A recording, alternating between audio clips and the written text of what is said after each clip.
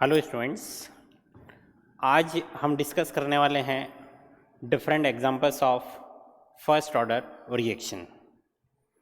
तो यहाँ अपने पास कुछ इम्पॉर्टेंट एग्जांपल्स है जिनके कुछ फार्मूले भी हैं और वो फार्मूले भी हम देखेंगे। कॉम्पिटिटिव एग्ज़ाम के बिहाफ पे या उसके पॉइंट ऑफ व्यू के बिहाफ पे ये एग्जांपल्स इम्पॉर्टेंट है। एनसीईआरटी में अगर बात करते हैं तो एनसीईआरटी में अपने पास रेडियो एक्टिव डिके ये फिज़िक्स में है और हाइड्रोलिसिस ऑफ एस्टर हम कर चुके हैं। लेकिन हाइड्रोलिसिस ऑफ एस्टर की अगर बात करते हैं तो हाइड्रोलिसिस ऑफ एस्टर का केवल अपने स्यूडो फर्स्ट ऑर्डर रिएक्शन के फॉर्म में स्टडी किया था। अब हम इसका न्यूमेरिकल फॉर्म में किस तरीके से इसका क्वेश्चन बनता है उसको हम डिस्कस करेंगे। तो यहाँ अपने पास मेन जो एग्जांपल्स है, इनके अलावा भी फर्स्ट ऑर्डर के एग्जांपल्स है, उनको हम बाद में डिस्कस करेंगे। आज हमारा टॉपिक है इन 5 टाइप्स की रिएक्शंस की स्टडी, फार्मूला और उस पे बेस्ड न्यूमेरिकल। तो सबसे पहला एग्जांपल अपने पास है हाइड्रोलिसिस ऑफ एस्टर। सेकंड अपने पास है thermal decomposition of H2O2। Third अपने पास है thermal decomposition of N2O5। Fourth अपने पास है थर्मल डिकम्पोजिशन ऑफ NH4NO2 और फिफ्थ अपने पास है रेडियो एक्टिव डिके। ये 5 अपने को टाइप्स आज डिस्कस करने हैं। तो सबसे पहला अपने पास जो फर्स्ट ऑर्डर का एग्जांपल है वो है हाइड्रोलिसिस ऑफ एस्टर।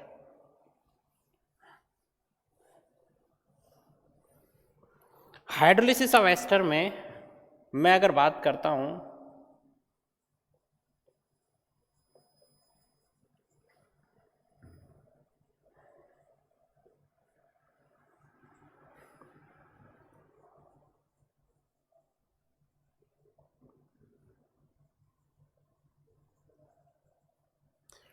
पहला जो यहां पर क्वेश्चन बनता है कि ये एस्टर का जो हाइड्रोलिसिस है एसिडिक मीडियम में, ये फर्स्ट ऑर्डर रिएक्शन है, हम एक्सपेरिमेंटली कैसे प्रूव करते हैं इसी को हम डिस्कस कर रहे हैं। How to define, how to find the order of hydrolysis of ester experimentally. तो अपने पास बहुत इजी मेथड है कि एक तो जो रिएक्टेंट अपन ने लिया है उस रिएक्टेंट की कंसंट्रेशन इनिशियली अपने को पता हो, इनिशियल कंसंट्रेशन पता हो और कंसंट्रेशन एट टाइम टी, ये अगर अपने को दोनों पता है तो इंटीग्रेटेड रेट इक्वेशन कि जो फॉर्मूला है अपने पास zero order, first order, second order, third order, वहाँ हम इन कंसंट्रेशन की वैल्यूज़ को पुट करके हिट एंड ट्रायल मेथड से ऑर्डर ऑफ रिएक्शन फाइंड कर सकते हैं। लेकिन एस्टर की कंसंट्रेशन इनिशियल जो ली है वो तो अपने को पता है, लेकिन कंसंट्रेशन एट टाइम टी कैसे फाइंड करेंगे ये अपने पास कोई इजी मेथड अवेलेबल नहीं है। How to find the concentration of ester at time T, there is no simple method available.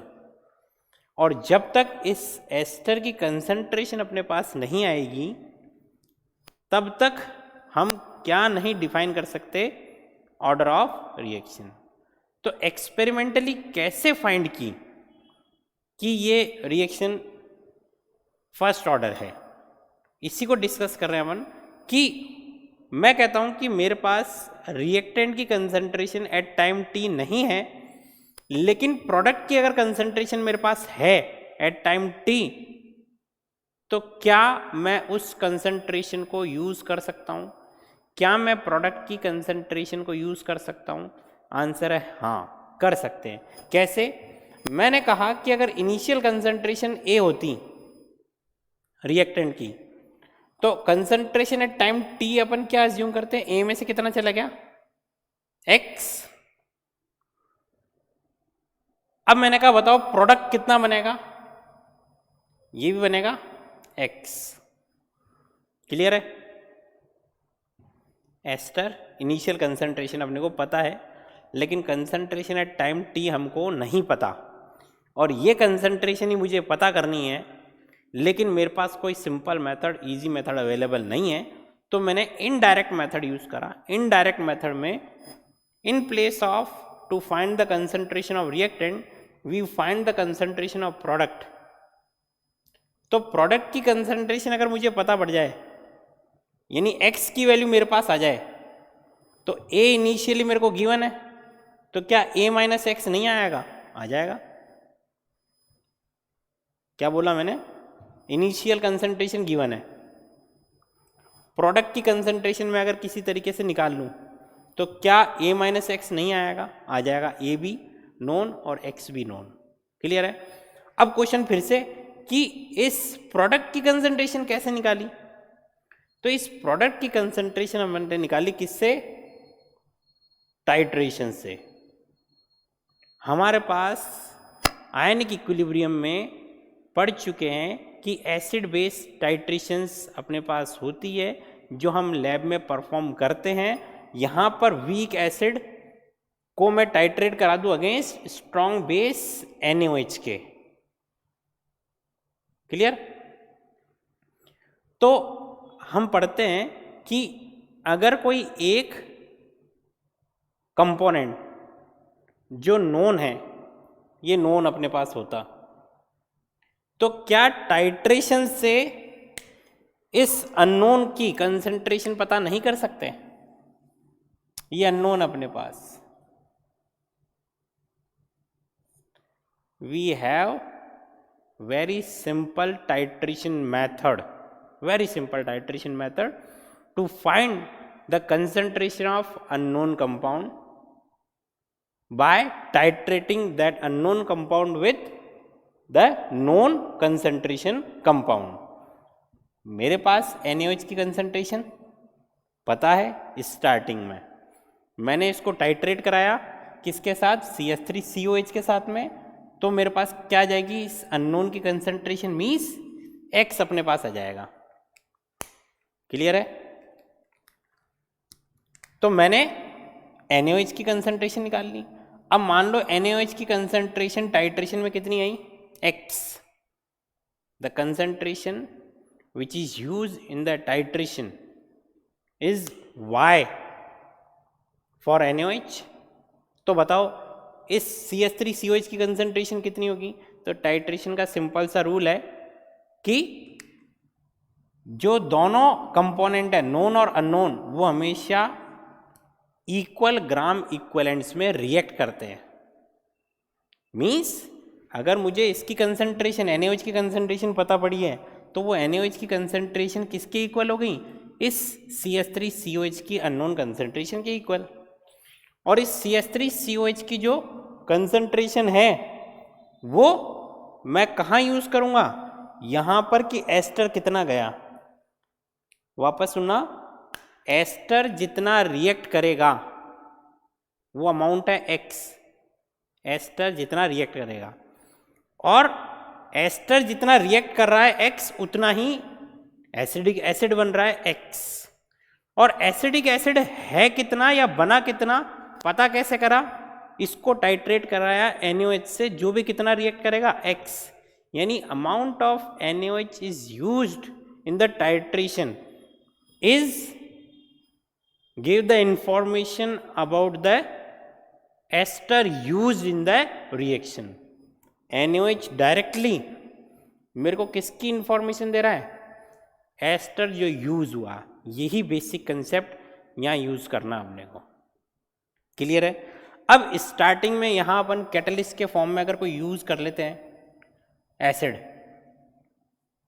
मैंने यूज कर लिया कैटलिस्ट कोई एसिड, तो अभी एसिटिक एसिड नहीं बना है, एसिटिक एसिड नहीं बना, फिर भी ये कैटलिस्ट किससे रिएक्ट करेगा? इस NaOH से। क्लियर है? ये मेरे पास, मैं वॉल्यूम मान लेता हूँ NaOH का वॉल्यूम जो यूज में आया अपने पास V0, जो कैटलिस्ट से रिएक्ट कर रहा है। अब मैंने कहा कि T टाइम पे जब एसिटिक एसिड बन जाएगा, एट दैट टाइम मैंने कहा कि अब NaOH कितना यूज आएगा। ये तो मैंने कहा initial volume of NaOH used कितना है, V0। मैंने कहा at time T volume of NaOH used, ये कितना अपने पास, VT।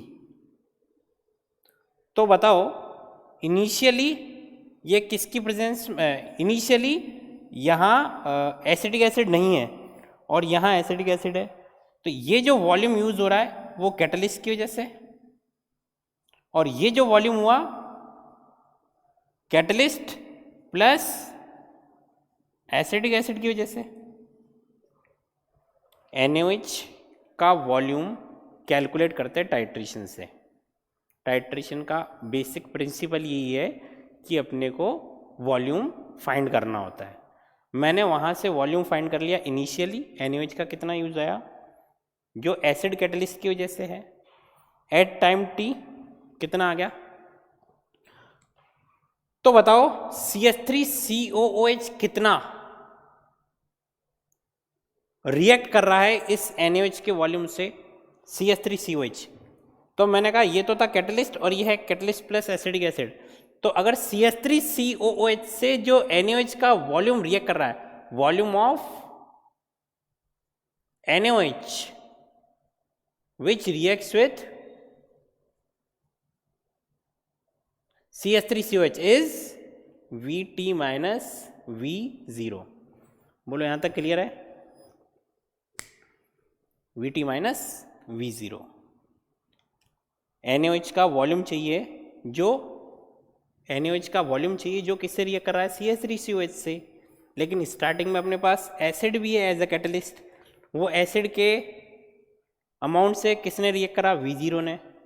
कुछ टाइम बाद जब एसिडिक एसिड बन गया तो एसिडिक एसिड और कैटलिस्ट से रिएक्ट करा किसने, VT ने, VT वॉल्यूम ऑफ NaOH ने। तो बताओ एसिडिक एसिड से कितने वॉल्यूम ने यूज करा, रिएक्ट करा, VT माइनस V0।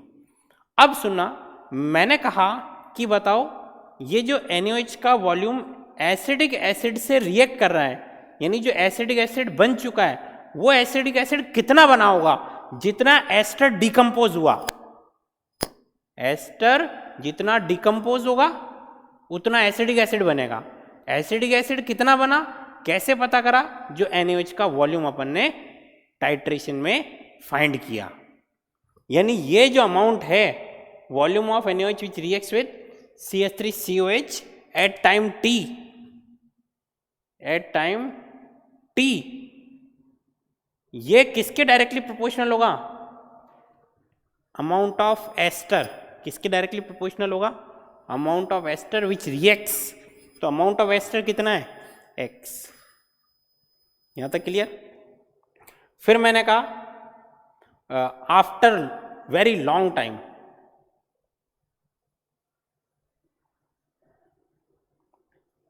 और 24 आवर्स, जहां मान लेते रिएक्शन अप्रॉक्स कंप्लीट हो गई, या इसको हम बोलते हैं T equals to infinity, reaction खत्म हो चुकी है, उस टाइम को हम बोलते हैं इन्फिनिटी टाइम। अब वो टाइम 24 आवर्स भी हो सकता है और कुछ और भी हो सकता है, यहाँ मान रहे रिएक्शन खत्म हो चुकी है। At this time volume of NaOH used is equals to कितना आएगा, V इन्फिनिटी। ये टोटल वॉल्यूम अपने पास यूज में आ गया इन्फिनिटी टाइम पे। तो यहाँ अपने पास ये जो V इन्फिनिटी होगा, ये V इन्फिनिटी क्या आएगा, एसिडिक एसिड और कैटलिस्ट, एसिडिक एसिड और कैटलिस्ट। कैटलिस्ट प्लस CH3COH, इन दोनों की वजह से आएगा। तो मैंने कहा इन्फिनिटी टाइम पे, eight infinity time for CH3COOH volume of NaOH used, infinity time पे टोटल CH3COH से NaOH ने कितना रिएक्ट करा, कितना करा, V infinity minus V0। Clear है? क्योंकि कैटलिस्ट से कितना रिएक्ट करा था, V0। ये मेरे किसी काम का नहीं है, मुझे केवल एसिडिक एसिड का अमाउंट फाइंड करना है, कैटलिस्ट का नहीं। क्योंकि यहाँ जब हम एक्सपेरिमेंटली बात कर रहे हैं तो एस्टर की कंसंट्रेशन अपने को चाहिए। एस्टर मीन्स एसिडिक एसिड के कंपेयर में, ना कि कैटलिस्ट के कंपेयर में। अब ये जो इन्फिनिटी टाइम पे CH3COH बना, ध्यान से सुनना, इन्फिनिटी टाइम पे, एट इन्फिनिटी टाइम, यानी जब रिएक्शन खत्म हो चुकी है, रिएक्शन खत्म हो चुकी है, इसका मतलब ये पूरा का पूरा ester, complete ester, complete ester किसमें चेंज हो चुका, कंप्लीट एसिडिक एसिड में। ये पूरा का पूरा एस्टर किसमें चेंज हो चुका है, एसिड में। तो अपने पास एस्टर कितना है, कंप्लीट A। तो ये जो अमाउंट बनेगी ये एस्टर की इनिशियल अमाउंट के डायरेक्टली प्रोपोर्शनल होगी। इट मीन्स ये जो वॉल्यूम आया V इन्फिनिटी माइनस V0, ये मैं किसके डायरेक्टली प्रोपोर्शनल कह दूं, initial concentration of ester. Ester जितना इनिशियली होगा लास्ट में एसिड उतना ही बनेगा, एसिड लास्ट में जितना बना NaOH भी उतना ही लास्ट में यूज में आएगा। NaOH कितना यूज में आया, ये रहा प्रैक्टिकल ऑब्जर्वेशन। तो ये जो वॉल्यूम यूज आया ये किसको डिफाइन कर रहा है, अमाउंट ऑफ एस्टर को। ये वॉल्यूम जो NaOH का यूज में आ रहा है ये किसको डिफाइन कर रहा है, amount of ester initially used. तो मेरे पास देखो एक तो X आ गया और एक A आ गया, तो बताओ A माइनस एक्स कितना हो जाएगा, V infinity minus V0 minus VT minus V0। ये क्या हो गया, V infinity minus V0 minus VT plus V0, ये कैंसिल आउट हो गए, ये आ गया V इन्फिनिटी माइनस VT। यहाँ तक क्लियर है? अब बात करते हैं कि मैंने हिट एंड ट्रायल मेथड पे बेसिस पे ये जो वॉल्यूम मेरे पास यूज में आ रहे हैं NaOH के, एक तो A और A माइनस एक्स, यानी इनिशियल और रिमेनिंग, इनको हर एक ऑर्डर में पुट करा और हर एक ऑर्डर की रिएक्शन में इंटीग्रेटेड रेट इक्वेशन में जब पुट करते हैं तो ये हर बार जो रेट कांस्टेंट की वैल्यू कांस्टेंट आती है, केवल किसके लिए आती है, फर्स्ट ऑर्डर रिएक्शन के लिए। How to find the order of reaction if we have some experimental observations, we put all the values in all the formula of all the order of reactions integrated rate equation। जितने भी हमारे पास observations होंगे हर एक order में उसको integrated rate equation के फॉर्मूले में पुट करेंगे और रेट कांस्टेंट की वैल्यू हम निकालेंगे। जिस ऑर्डर के लिए रेट कांस्टेंट आ जाएगा, यानी हर एक्सपेरिमेंट का जो आंसर आएगा वो एक ही आएगा, वो उस रिएक्शन का ऑर्डर है जो हमने एक्सपेरिमेंटली फाइंड कर लिया। इसको हिट एंड ट्रायल मेथड कहते हैं। क्लियर है? तो मैंने कहा कि मेरे पास फर्स्ट ऑर्डर का इंटीग्रेटेड रेट इक्वेशन क्या है, k equals to 2.303 upon T log a upon a minus x. ये अपने पास है फर्स्ट ऑर्डर का रेट कांस्टेंट का फॉर्मूला। जितने भी ऑब्जर्वेशन मिले प्रैक्टिकल ऑब्जर्वेशन NaOH के वॉल्यूम के, वो मैंने हर बार इस फॉर्मूले में पुट करे और हर बार जो रेट कांस्टेंट है उसका वैल्यू क्या आया, constant. It means this reaction follows first order kinetics. Clear है? तो यहां A की जगह मैंने पुट कर दिया क्या, एक किसके डायरेक्टली प्रोपोर्शनल है, v infinity minus V zero, और a माइनस एक्स किसके प्रोपोर्शनल है, v infinity minus V T. Clear? तो अगर मैं फॉर्मूले को मॉडिफाई करना चाहूँ तो ये फॉर्मूला कैसे मॉडिफाई हो जाएगा,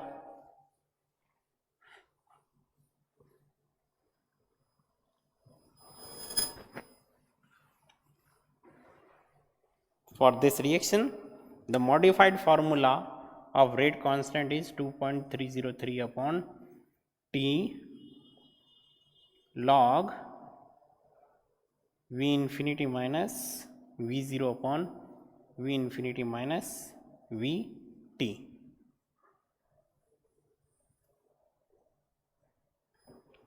क्लियर है? ये अपने पास फाइनल फॉर्मूला मिला। इसको हम डायरेक्ट भी याद कर सकते हैं। यहाँ पे v इन्फिनिटी क्या है, at infinity time the volume of NaOH used, यहाँ v को याद रखना है, volume of NaOH used in the titration. Infinity means infinity time पे, v ज़ीरो मीन्स इनिशियली, और vt means at time t। तो हम डायरेक्ट फार्मूला भी याद रख सकते हैं जिसमें हमको केवल वैल्यूज पुट करनी है न्यूमेरिकल में जो गिवन होगी, और हम सॉल्व अगर करेंगे तो आंसर इजीली आएगा। तो ये जो पूरा डिस्कस करा अपन ने, ये डिस्कशन इतना इम्पॉर्टेंट नहीं है, बस अपने पास जो फाइनल फार्मूला आता है यहाँ पर हाइड्रोलिसिस ऑफ एस्टर का, ये इम्पॉर्टेंट है अपने पास। क्लियर है?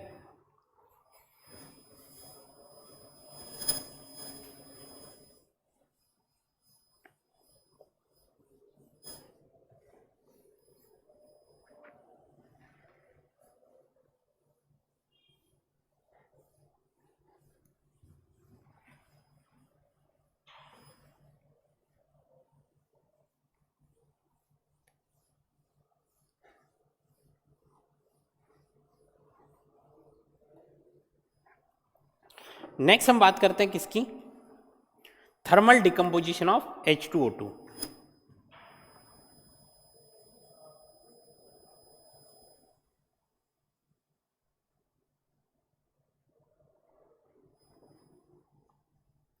तो रिएक्शन तो एक्चुअल में हम लिखते हैं 2H2O2 gives 2H2O plus O2।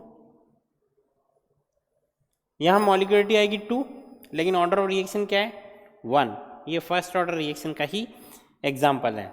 फिर से वही कि कैसे पता करा, वही अपन एक्सपेरिमेंट करेंगे। एक्सपेरिमेंट में इनिशियली इसके अमाउंट और एट टाइम t इसकी अमाउंट, अगर ये मेरे को मिल जाए a और a माइनस एक्स, हम फिर से इंटीग्रेटेड रेट इक्वेशन के फॉर्मूले में वैल्यूज पुट करेंगे फॉर एवरी ऑर्डर। जहाँ k का वैल्यू कांस्टेंट आएगा हम कह देंगे ये उस ऑर्डर का रिएक्शन है। अब इस H2O2 की कंसंट्रेशन इनिशियल तो अपने को पता है, लेकिन एट टाइम t कैसे फाइंड करें, तो फिर से इसका इनडायरेक्ट मेथड, H2O2 को यहाँ टाइट्रेट कराते हैं अगेंस्ट KMnO4।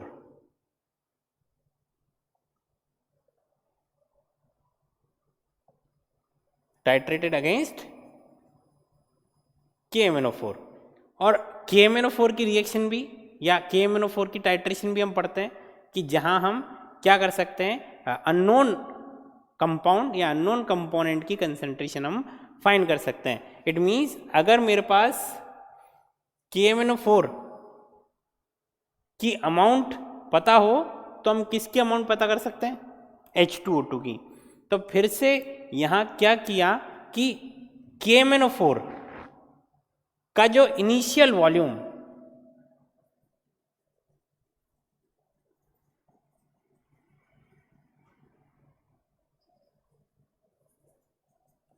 ये V0 है, हमने टाइट्रेशन कराई KMnO4 की H2O2 के साथ में।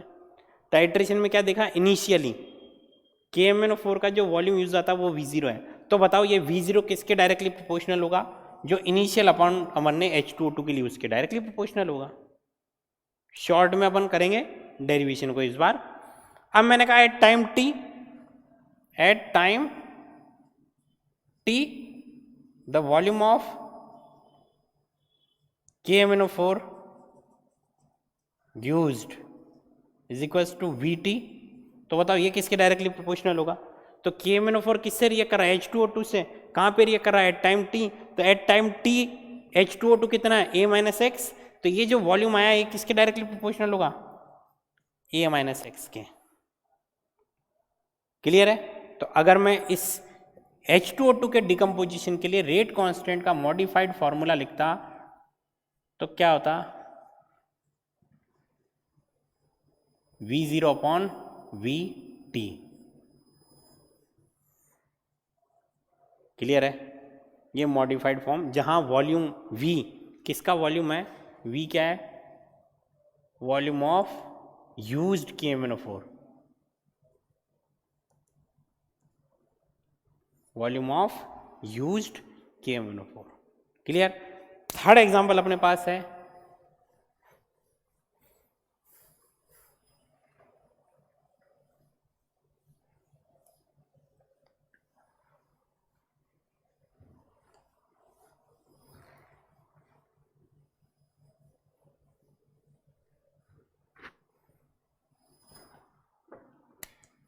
थर्ड अपने पास एग्जांपल है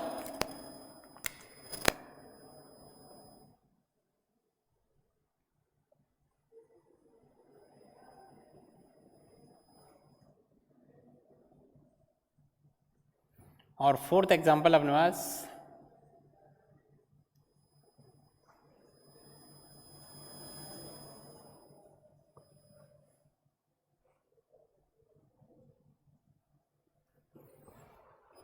थर्मल डिकम्पोजिशन ऑफ N2O5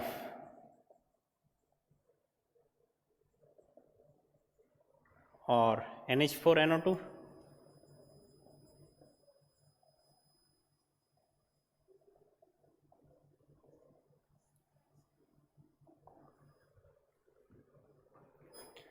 यहाँ जब इन दोनों थर्मल डिकम्पोजिशन को देखते हैं N2O5 और NH4NO2, तो यहाँ दोनों ही डिकम्पोजिशन में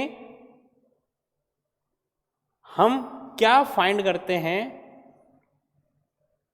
जो ऑक्सीजन गैस और नाइट्रोजन गैस का जो वॉल्यूम प्रोड्यूस होगा N2O5 के डिकम्पोजिशन में, तो हम बात करेंगे किसकी?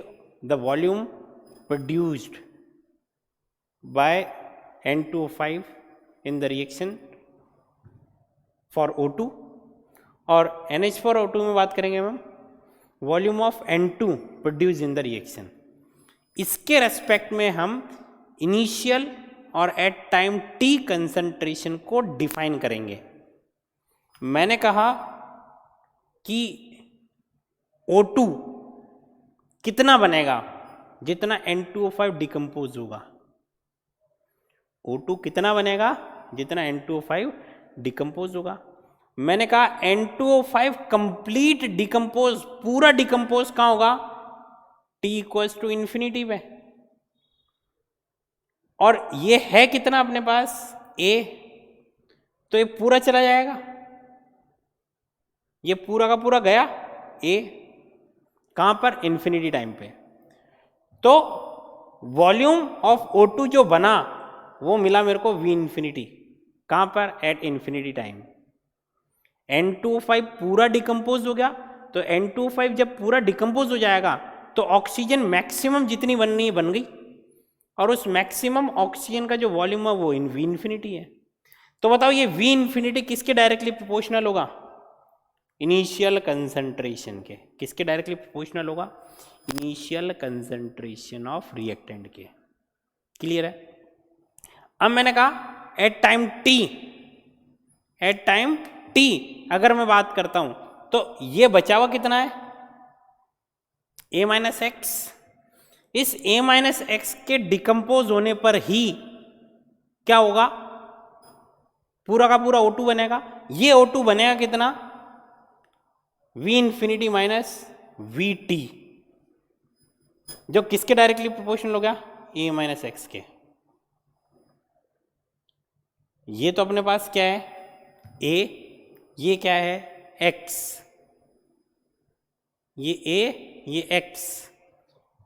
यहाँ पर स्टार्टिंग में a है, एट टाइम t पे कितना गया x, तो यहाँ क्या बना x, और वो x किसके प्रोपोर्शनल है, vt के। तो मैंने कहा a माइनस एक्स किसके प्रोपोर्शनल होगा, vt माइनस v इन्फिनिटी के। क्लियर है। इसी तरीके से अगर NH4NO2 में बात करते हैं तो इसकी जो अमाउंट A है यहाँ वॉल्यूम हो जाएगा V इन्फिनिटी। इसी तरीके से इसकी जो रिमेनिंग अमाउंट है वो हो जाएगी V infinity minus VT। Clear. दोनों के लिए, दोनों रिएक्शन, इन दोनों के लिए एक सिंगल फॉर्मूला यूज करते हैं अपन। वो क्या बनेगा, K is equals to 2.303 upon T log V infinity upon V infinity minus VT, जहां पर V इस क्वेश्चन में है volume of oxygen, volume of oxygen. यहां अपन बात करते हैं इस रिएक्शन में V क्या है, वॉल्यूम ऑफ ऑक्सीजन। जब ये रिएक्शन गिवन होगी तो इस रिएक्शन में V क्या हो जाएगा, वॉल्यूम ऑफ नाइट्रोजन। क्लियर है। इन दोनों रिएक्शन के लिए एक ही फॉर्मूला है, फॉर्मूला ध्यान रखना है, न्यूमेरिकल आएगा, वैल्यूज पुट करनी है, सॉल्व करेंगे, दैट्स ऑल। फिफ्थ अपने पास एग्जांपल है radioactive decay.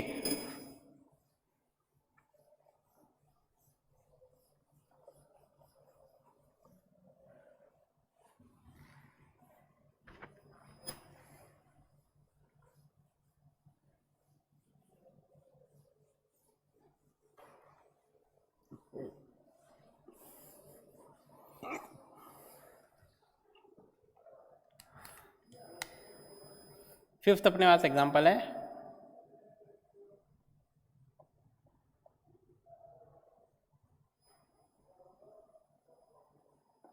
Radio active decay.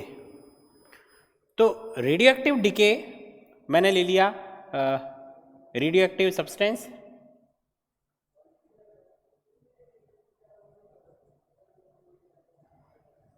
जो डिकम्पोज होकर प्रोडक्ट बना रहा है इनिशियली और at time t equals to 0, total number of radioactive nuclei N0 at time t n। यहाँ बाकी पूरा पार्ट फिजिक्स का है, फिजिक्स में अपन लिखते हैं minus dN/dt directly proportional to n। Instantaneous rate of reaction की जगह यहाँ पर अपन बात करते हैं rate of decay, rate of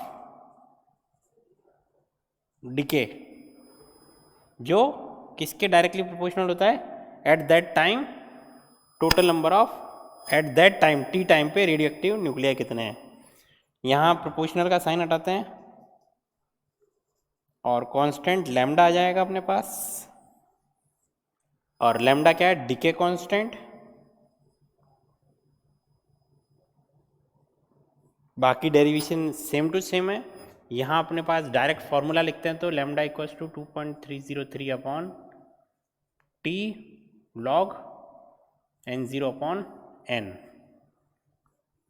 comparison करते हैं k equals to 2.303 upon T log R0 upon R। Similar formula है। वहाँ अपन बात करते हैं initial concentration and remaining concentration. यहाँ बात करते हैं initially total number of radioactive nuclei and at time t total number of radioactive nuclei. Similar formula है, हाफ लाइफ टाइम का भी फार्मूला सेम रहेगा, सब कुछ सेम रहेगा, ज़्यादा डिटेल फिजिक्स में इसके बारे में है। यहाँ अपन बात कर रहे हैं बस कि ये भी एक एग्जाम्पल है। लास्ट एंड फाइनल एक और एग्जाम्पल मैं करा देता हूँ।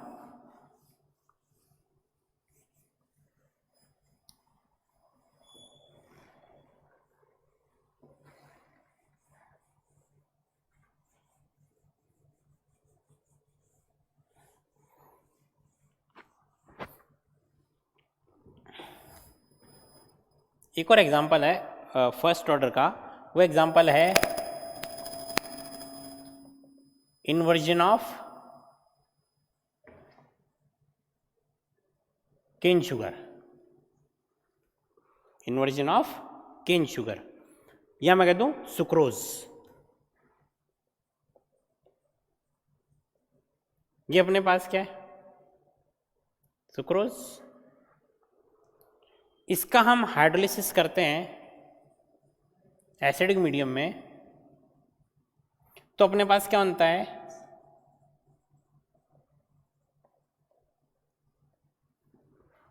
एक बनेगा ग्लूकोज, एक बनेगा फ्रुक्टोज। अब यहां इन्वर्जन ऑफ केन शुगर की अगर बात करें तो यहां इन्वर्जन का मीनिंग क्या है, तो इन्वर्जन हम बात कर रहे हैं जो इसका सॉल्यूशन होगा केन शुगर का, वो केन शुगर का सॉल्यूशन ऑप्टिकली एक्टिव होता है। ऑप्टिकली एक्टिव मीन्स ये प्लेन पोलराइज्ड लाइट को रोटेट करेगा। Solution of cane sugar rotates plane polarised light. तो यहां जो एंगल ऑफ रोटेशन आएगा वो क्लॉकवाइज डायरेक्शन में आएगा।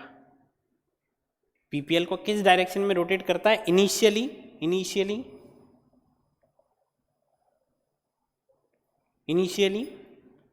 केन शुगर का एक्वस सॉल्यूशन, ये रहा एक्वस एक्सिस में, initially the aqueous solution of cane sugar rotates PPL in clockwise direction, but with respect to time what happened, धीरे धीरे इस सुक्रोज का हाइड्रोलिसिस होगा, और हाइड्रोलिसिस से क्या बनेगा, ग्लूकोज एंड फ्रुक्टोज। ये जो मिक्सचर बन रहा है, इस मिक्सचर का जो रोटेशन आएगा फाइनली, वो रोटेशन पीपीएल का रोटेशन का डायरेक्शन होगा एंटी क्लॉकवाइज। स्टार्टिंग में सुक्रोज का सॉल्यूशन लिया, सुक्रोज के सॉल्यूशन के एक्वस सॉल्यूशन में पीपीएल को रोटेट करा, पीपीएल का रोटेशन कैसा है, क्लॉकवाइज। अब उस सॉल्यूशन को हमने कुछ टाइम के लिए रख दिया। After some time the observation is कि जो सॉल्यूशन बचेगा फाइनली, उस फाइनल सॉल्यूशन में अगर मैं पीपीएल का रोटेशन, प्लेन पोलराइज्ड लाइट का रोटेशन देखता हूं, वो किधर हो जाता है, एंटी क्लॉकवाइज। रोटेशन पीपीएल का पहले था क्लॉकवाइज, बाद में कैसा हो गया, एंटी क्लॉकवाइज। ये रोटेशन का क्या हो गया, इन्वर्जन। क्या हो गया, इन्वर्जन। रोटेशन का क्या हो गया, इन्वर्जन, क्लॉकवाइज से एंटी क्लॉकवाइज। इसलिए इस रिएक्शन को हमने कहा इन्वर्जन ऑफ केन शुगर। अब मैंने कहा कि यहां रिएक्शन का ऑर्डर फाइंड करना है, तो बहुत इजी है। मैंने कहा प्रैक्टिकल जो ऑब्जर्वेशंस है, उन प्रैक्टिकल ऑब्जर्वेशंस को हर बार इंटीग्रेटेड रेट इक्वेशन के फॉर्मूले में हर एक ऑर्डर के लिए रखना है, और रखने के बाद जिस ऑर्डर के लिए रेट कांस्टेंट की वैल्यू हर बार सेम आएगी, कांस्टेंट आएगी, सिमिलर आएगी, उस रिएक्शन का जो ऑर्डर होगा वो वही होगा जिस ऑर्डर के वो रेट कांस्टेंट को फॉलो कर रही है, या जिसके लिए वो सिमिलर आंसर दे रही है। अब यहां मैंने बोला, बताओ प्रैक्टिकल ऑब्जर्वेशन किसका ले रहे हैं, एंगल ऑफ रोटेशन का। किसका ले रहे हैं, एंगल ऑफ रोटेशन। ये हम प्रैक्टिकली ऑब्जर्व कर सकते हैं। हमारे पास में पोलरीमीटर अवेलेबल है, उस पोलरीमीटर में हम क्या कर सकते हैं, बस सॉल्यूशन बना के डाल दो। पोलरीमीटर में हमारे को एंगल ऑफ रोटेशन कहाँ मिल जाएगा, t = 0 पे भी मिल जाएगा, t = t पे भी मिल जाएगा, और t = इन्फिनिटी टाइम पर भी मिलेगा। क्या मिलेगा, एंगल ऑफ रोटेशन, जिसको मैं रिप्रेजेंट कर रहा हूं स्मॉल r से। क्लियर है। तो मैंने कहा कि अगर मुझे एंगल ऑफ रोटेशन गिवन हो तो फॉर्मूला किस तरीके से चेंज हो जाएगा, फर्स्ट ऑर्डर का, तो अपने पास फर्स्ट ऑर्डर का फॉर्मूला है 2.303 अपॉन टी लॉग ए अपॉन ए माइनस एक्स। इस फॉर्मूले को मेरे को मॉडिफाई करना है। मॉडिफिकेशन क्या करा मैंने, देखना, k equals to 2.303 upon T, तो ऐसा कैसा,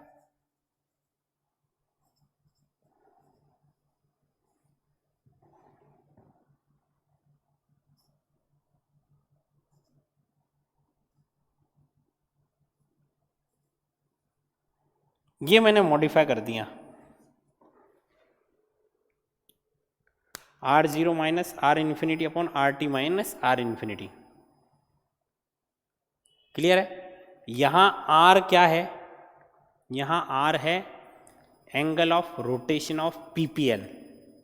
इनिशियली कितना है, जो फाइनल है उसको मैं एरर के फॉर्म में मान रहा हूँ कि लास्ट की जो अमाउंट थोड़ी बहुत बचेगी, जहाँ हम कहते हैं T equals to infinity, infinity कुछ होता नहीं, लेकिन हमको रिएक्शन को किसी एक टाइम पर ऐसा मानना पड़ता है कि रिएक्शन कंप्लीट हो चुकी, तो जो लास्ट का वैल्यू है रोटेशन का, उसको मैं इनिशियल में से माइनस कर दूंगा। यानी ये R0 माइनस आर इन्फिनिटी किसके डायरेक्टली प्रोपोर्शनल हो गया, इनिशियल कंसंट्रेशन के। ये याद रखना, एरर अपने पास है, आर इन्फिनिटी क्या है, एरर लास्ट की। इसी तरीके से R T minus R infinity, ये तो एरर हो गई एट अ गिवन टाइम, और ये हो गया टी टाइम पे अपने पास कितना रोटेशन मिलेगा, जो किसके डायरेक्टली प्रोपोर्शनल है, a minus x. Same method जो अपने यूज़ किया था acidic hydrolysis of ester, acidic hydrolysis of ester में भी स्टार्टिंग में कैटलिस्ट यूज़ किया, उस कैटलिस्ट के अमाउंट को या वॉल्यूम को NaOH के वॉल्यूम में से माइनस करना पड़ा। वो हमेशा एक एरर रहती है। एस्टर में वो एरर अपन ने कहाँ मानी थी, स्टार्टिंग में। कहाँ मानी वो, स्टार्टिंग में। और इन्वर्जन ऑफ केन शुगर में वो एरर कहाँ लेनी है हमको, लास्ट में। वहाँ अपन V0 यूज़ कर रहे थे, यहाँ R इन्फिनिटी यूज़ कर रहे हैं। इतना सा डिफरेंस है, ज़्यादा हम डिटेल में नहीं जाएंगे। तो अगर बात करते हैं फॉर्मूले की, तो फॉर्मूला अपने पास है 2.303 अपॉन टी लॉग ए अपॉन ए माइनस एक्स। ए क्या है, इनिशियल अमाउंट। इनिशियल अमाउंट को हमने किससे ऑब्जर्व करा, initial angle of rotation. Initial angle of rotation कितना हो गया, R0 माइनस आर इन्फिनिटी। फिर मैंने कहा एट टाइम टी जो कंसेंट्रेशन चाहिए उसको कैसे फाइंड करेंगे, at time T angle of rotation कितना हो गया, RT माइनस आर इन्फिनिटी। अब अपने को केवल क्या गिवन होंगे, वैल्यूज गिवन होगी एंगल ऑफ रोटेशन की at different time intervals. Initially angle of rotation, at time T angle of rotation, and at infinity time angle of rotation given होगा। इस फॉर्मूले में पुट करेंगे वैल्यूज़ को और आंसर अपने पास आ जाएगा। तो ये टोटल अपने पास 5+1 6 एग्जाम्पल्स हो गए फर्स्ट ऑर्डर रिएक्शन के, स्पेसिफिक एग्जाम्पल्स जिनके हमने स्पेसिफिक फॉर्मूले बना लिए for numericals for competitive exams, NEET और जेई के हिसाब से हमने फॉर्मूले बना लिए। ये डायरेक्ट हमको फॉर्मूले याद करने हैं, इस डेरिवेशन के चक्कर में हमको नहीं पढ़ना, ये हमारे किसी काम का नहीं है। तो हम केवल जो फॉर्मूला है फाइनल उसको याद रखेंगे और न्यूमेरिकल आता है तो सॉल्व कर लेंगे। ठीक है, थैंक यू।